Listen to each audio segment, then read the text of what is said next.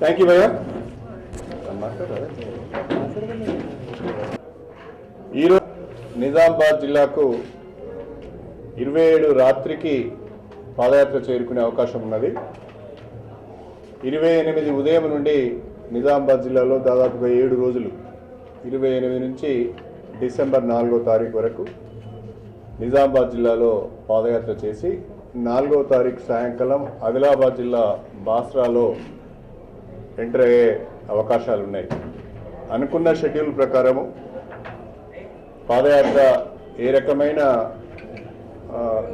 అడ్డంకులు లేకుండా కొనసాగినట్లయితే 7 రోజులు నిజామాబాద్లో పాదయాత్ర చేసి డిసెంబర్ 4 సాయంకాలము ఆదిలాబాద్ జిల్లా బాస్రాలో చేరే అవకాశం ఉంది. ఇవాళ అడ్డుకోవాల్సింది కాంగ్రెస్ పార్టీని, ఇవాళ అడ్డుకోవాల్సింది జగన్మోహన్ రెడ్డిని, ఇవాళ నిలదీయవలసింది కేంద్ర ప్రభుత్వాన్ని.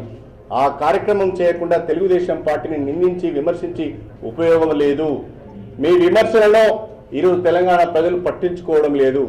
అందుకే ఈరోజు తెలంగాణలో చంద్రబాబు నాయుడు గారి పాదయాత్రకు ప్రజలు బ్రహ్మరథం పడుతున్నారు.